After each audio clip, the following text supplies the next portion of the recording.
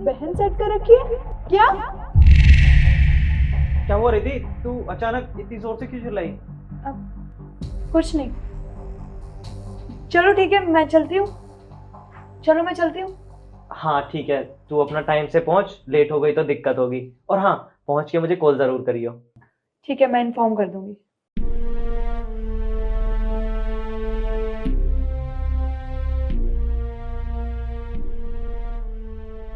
तू किधर जा रहा है? साहब वो कमरा गंदा पड़ा था। अच्छा, इतना बड़ा घर गंदा पड़ा है, पीछे बालकनी पूरी गंदी पड़ी है। कितने दिनों से गंदी देख रहा हूँ मैं उसे, तुझे वो नहीं दिखाई दे रही? एक काम कर, पीछे जाके बालकनी साफ कर, और वो भी अच्छे से। और हाँ, इस कमरे में ना पैर मत रखियो, क्योंकि मैं ऑफिस का काम कर रहा हूँ, मुझे डिस्टरबेंस नहीं चाहिए, समझा? ठीक है साहब।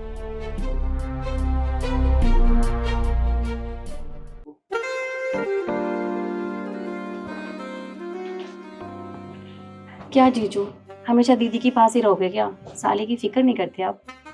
अच्छा, कोई बात नहीं। अब तो गई ना तेरी दीदी, और अब उसे छुट्टी मिले ना मिले, कब मिले कुछ नहीं पता। और वैसे भी अब इस घर में हमें परेशान करने वाला कोई भी नहीं है। और वो नौकर, उसे तो मैंने बालकनी साफ करने में लगा दिया।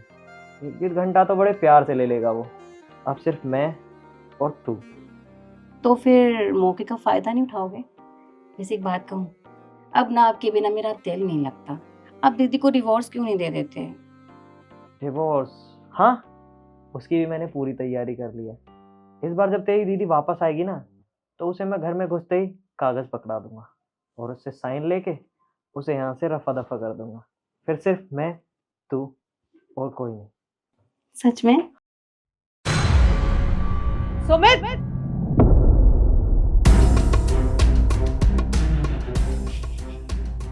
डिवोर्स तुम क्यों दोगे मुझे? मैं दे देती हूँ। रिद्धि, तू तू तो अपने कैंप गई हुई थी ना, फिर तू इतनी जल्दी कैसे वापस आ गई? क्या हुआ?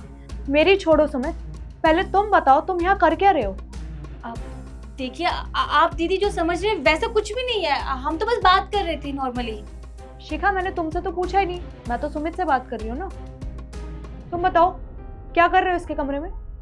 रिद्धि, शिखा ने बोला तो हम ऐसा कुछ नहीं कर रहे थे, और मैं कुछ जरूरी काम के लिए पूछने आया था बस। जरूरी काम के बारे में पूछने आए थे? तुम्हें क्या लगता है मैं अंधी हूँ या मुझे कुछ दिखाई नहीं देता?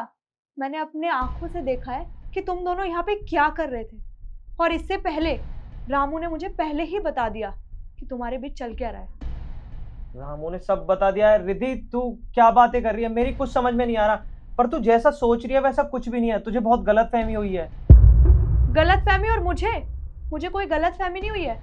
और सुमित, गलत फहमी तब होती है जब इंसान को कुछ पता ही ना हो। मैंने अपनी आंखों से देखा है अभी। और मैं तुम्हें गांव से क्यों लाई थी?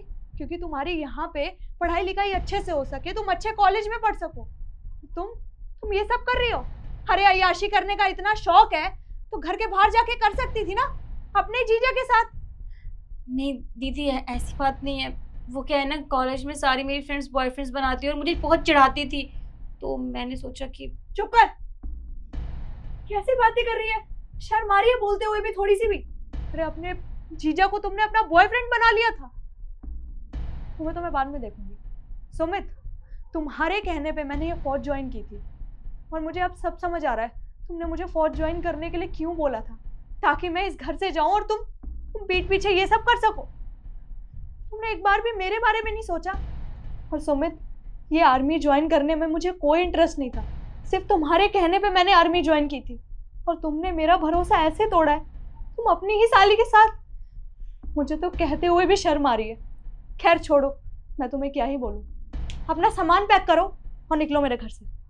रिद्धि, तू गलत सोच रही है, हम ये सब कुछ नहीं कर रहे थे। और तू एक बात बता, मैं यहाँ से कहाँ जाऊँगा? मेरे पास तो और कोई ठिकाना भी नहीं है। रिद्धि, मुझे प्लीज माफ कर दे, मैं तेरे आगे हाथ जोड़ता हूँ। मैं आज के बाद ऐसी कोई गलती नहीं करूंगा। और हाँ, मैं शिखा को घर वापस भिजवा दूंगा, पर तू प्लीज मुझे एक मौका देकर देख, मैं कभी कोई गलती नहीं करूंगा। रिद्धि, तुम किस चीज की माफी मांग रहे हो सुमित? अपना ही घर बर्बाद करने की? और रही बात शिखा की, शिखा को मैं खुद गांव भेजूंगी। अपना सामान पैक करो और निकलो यहाँ से। डिवोर्स के पेपर मैं भिजवा दूंगी। निकलो।